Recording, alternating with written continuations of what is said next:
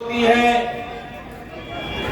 कि हम full stage लगाने वाले हो गए।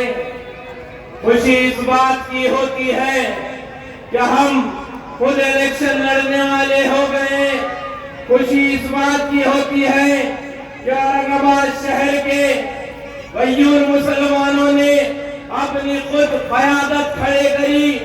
खुशी इस बात की होती है कि हम खुद अपने पैरों पर आज सियासी शऊर लेकर खड़े। मगर अफसोस इस बात का कभी कभी होता है कि चंद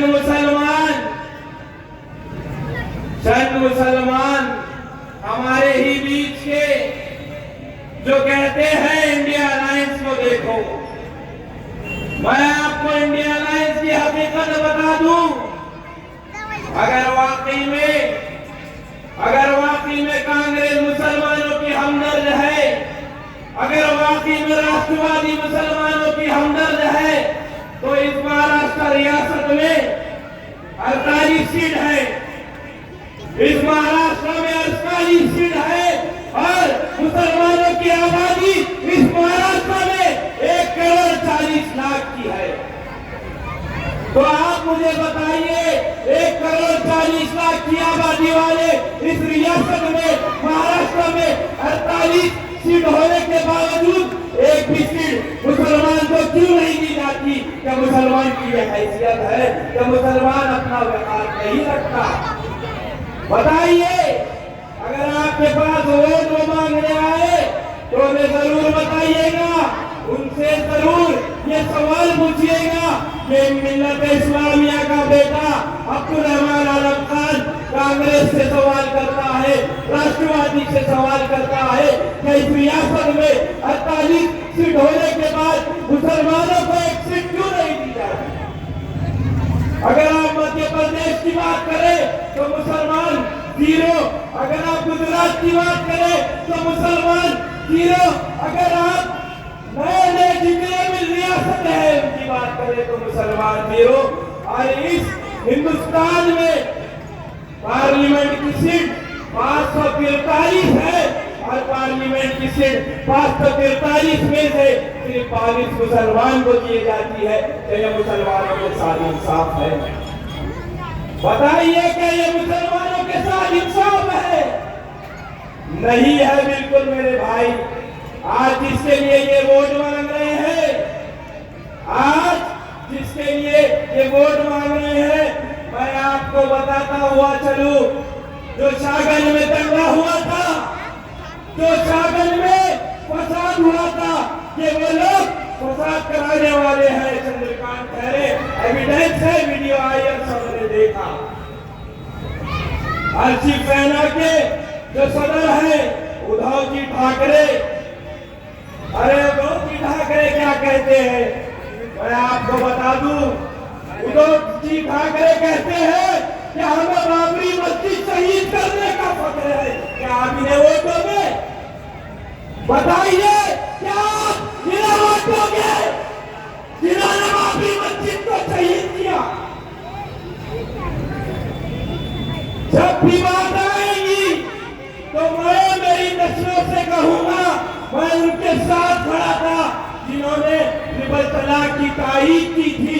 मैं बैरिस्टर असदुद्दीन अवैसी के साथ खड़ा था, मैं इम्तियाज जलील के साथ खड़ा था, मैं गरीब मजलूमों के साथ खड़ा था, मैंने उनके साथ खड़ा था और मैं उनका मैंने साथ दिया जिन्होंने हमारी मस्जिद को शहीद करने पर बताया कि हमें गर्व है। क्या आप लोग उनका साथ देंगे? और एक कैंडिडेट और है, एक कैंडिडेट और है। आप मुझे बताइए, क्या आप अपने बच्चों को जुआरी बनाना चाहते हैं? मुसलमानों के और इस शहर औरंगाबाद के मैं समझता हूँ इतने बुरे दिन नहीं आए कि मुसलमान आज एक जुआरी को चुनेगा, एक दारू के धंधे करने वाले को चुनेगा, एक फसाद कराने वाले को चुनेगा। मुसलमानों के इतने बुरे दिन नहीं आए मेरे भाई। अगर आप रमजान में जब देखते थे